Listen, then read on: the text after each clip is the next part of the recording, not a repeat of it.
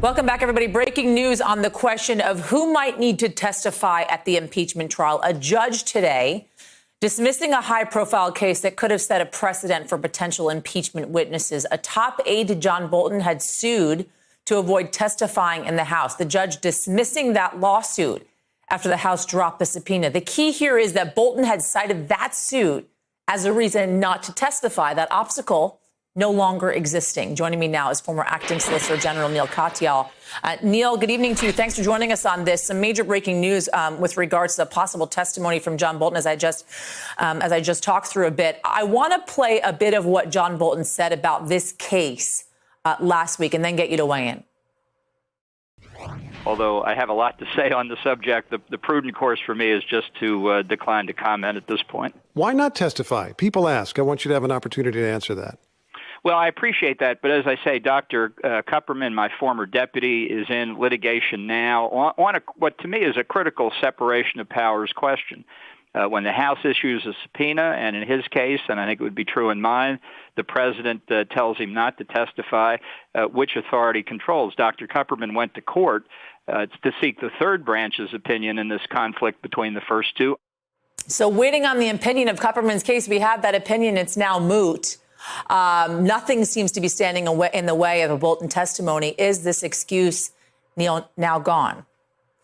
So I think you're right here. So I think the bottom line is that John Bolton now has no rock to hide behind anymore, that he really should testify. And to back up, Yasmin, the basic way this works is in impeachment proceedings from our nation's history from the start on, it's always been the case that because impeachment is the sole remedy the American people have against an abusive president, documents and witnesses come out.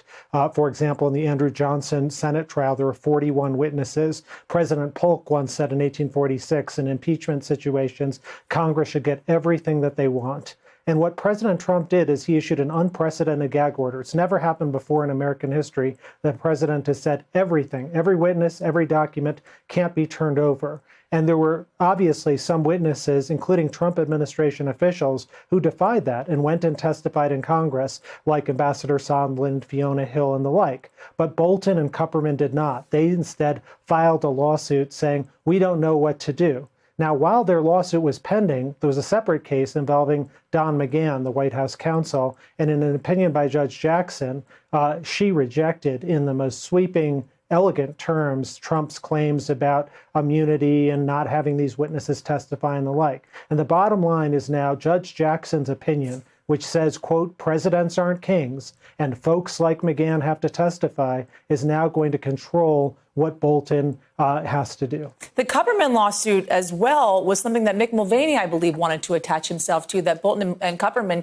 kind of pushed aside and said, this isn't something that you could be attached to. You're not part of our team.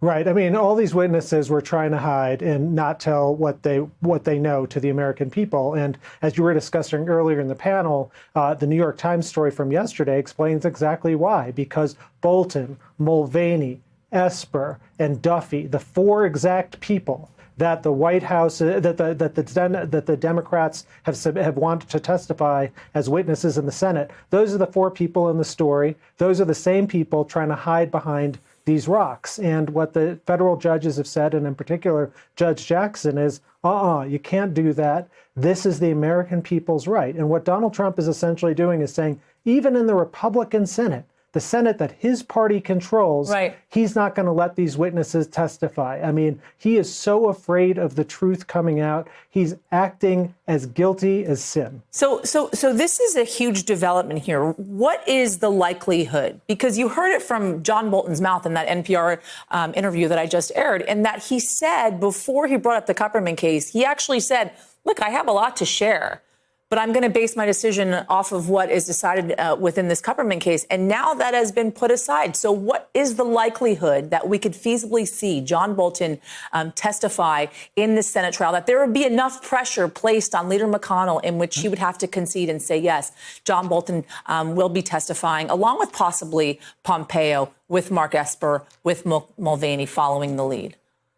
I've always thought, Yasmin, that the testimony of these folks was an exceptionally high probability, and today's decision, I think, reaffirms that. I would say it's not just McConnell, it's two other points, that one that Neera Tanden made a moment ago, that just a few Republican senators can change the rules that McConnell wants, even if he wants to march in total lockstep with the White House. And after all, every one of those senators is going to have to take an oath of impartial justice. But number two, Yasmin, our Constitution says that the Chief Justice presides when the impeachment is of the President of the United States. That's the only time the Chief Justice presides. And this Chief Justice is known for fairness, is known for truth-seeking. The idea that, I think that he's going to let a trial take place with no witnesses when it sure looks like a cover-up is happening is, I think, a pretty tough one to stomach. Neil, and so, go ahead. No, I just quickly want to get your take on this last thing with regards to the Office of Management and Budget and the lawyers that were basically trying to develop an argument to defend the president here. And that argument was basically that the president's role as commander-in-chief would simply allow him to override Congress with regards to withholding this aid to Ukraine. Does that hold any water to you legally? Yeah, I think the technical legal name for such an argument is poppycock. I mean, that is one of the silliest and stupidest arguments I have ever heard since I graduated from law school. That it is clear as day that the Constitution puts the Congress in the driver's seat when it comes to the budget. Nobody believes this, not even the OMB itself, neither then when the story was reported, nor now. They've never relied on this. No president has. It's ridiculous. And if they want to make that argument, make our day, because that is a joke of an argument. All right, Neil Katyal, thank you so much. Appreciate it. Hey, I'm Ari Melber from MSNBC. You can see more of our videos right here, or better yet, subscribe to our YouTube channel below. You could have been anywhere in the world, but you're here with us, and we appreciate that.